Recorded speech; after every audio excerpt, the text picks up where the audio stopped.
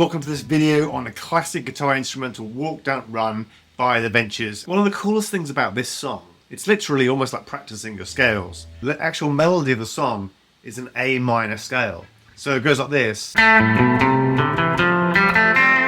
you just walk up the scale.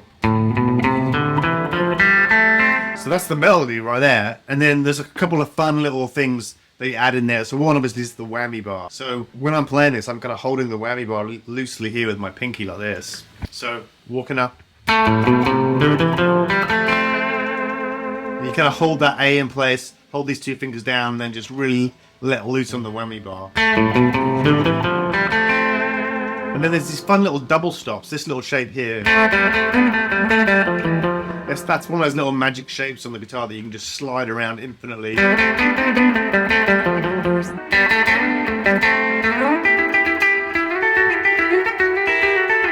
But basically, you can use that little kind of double stop shapes. Like that. And then there's a couple more little hammer-ons and pull-offs.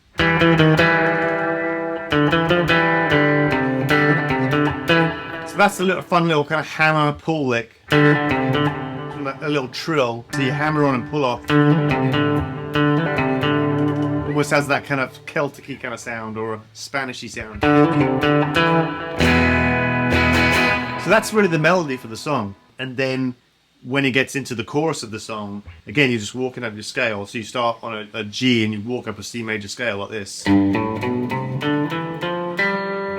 And then the chorus is literally just outlining the chords. You walk up the scale. A minor. And then you do this F chord here. But you can just play it like this with this shape here. And then the E chord. And then the A minor. So it's kind of fun. It's this little shape.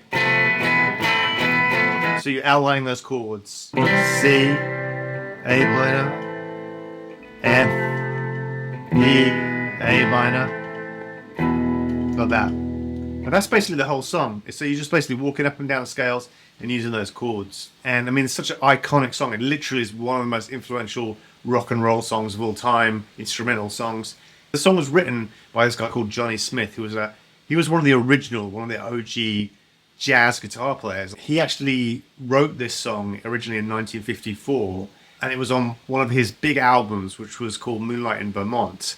And it was very different to how it sounded. It was more like using those kind of jazz sounds.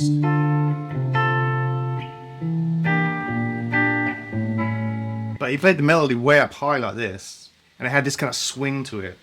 I'm going to darken the sound a little bit here to get that jazz sound.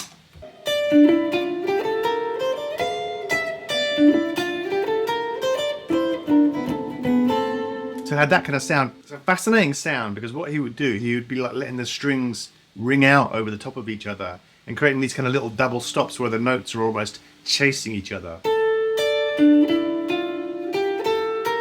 So you hear how the notes are ringing into each other.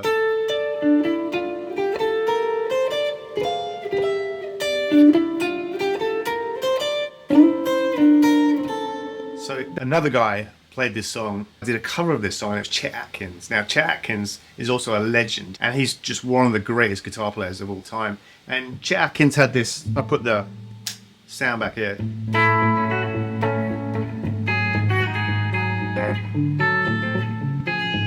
You know, he had that kind of style of picking, with a thumb pick and everything. So playing that progression, he moved it down. Instead of in D minor, he played it in A minor.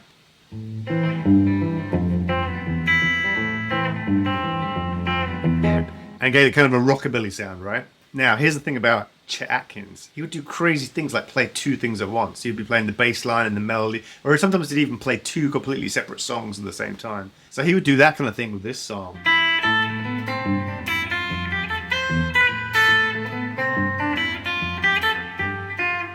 He's playing the bass line. Getting that kind of rockabilly sound there and throwing the melody on top. So The Ventures were these young guys in the late 50s from Tacoma, Washington.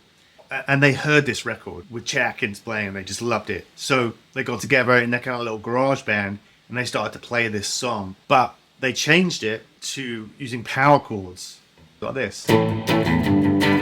And all of a sudden, rock and roll history was made. Now here's one of the really fascinating things. If you listen to the record, this is a little bit controversial because it's kind of ambiguous, because really it's a power chord. But if you listen really carefully, he's actually playing an A major chord there. It's got this really driving sound.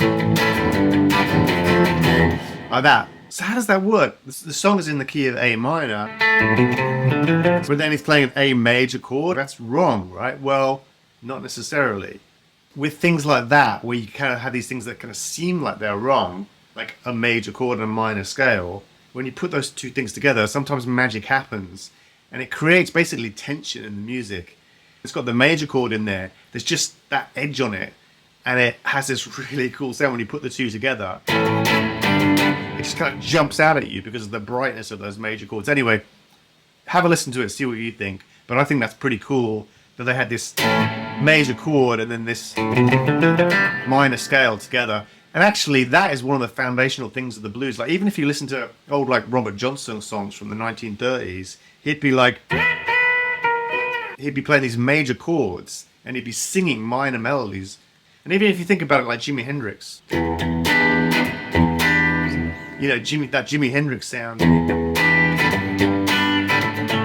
that's a major chord, or a seventh chord, and then it's got a minor third on top, which is known in music theory as a sharp 9. So when you're jamming on this song and playing this progression, the whole song is using the minor scale. And if you can play it down here, and you can play it here on the 5th fret right here, for the minor scale you go up a whole step and then a half step. Like that, that's the pattern. Now, just like everything on the guitar, if you learn one octave, then you can take that and just transpose it up to the next octave and use the same exact pattern. That's one of the cool things about the guitar. Just play the same pattern up here. Here's the octave. And then go all the way up here. You kind of run out of strings there, but once you know that pattern, you can play the A minor scale.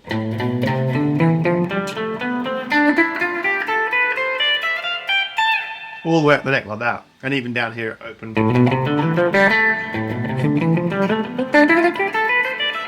So that's the best scale to use when you're jamming over the top of this, because you can take that main melody, you know, I mean, you can even do it kind of like how Johnny Smith might do it, and you can kind of play around with the melody using that.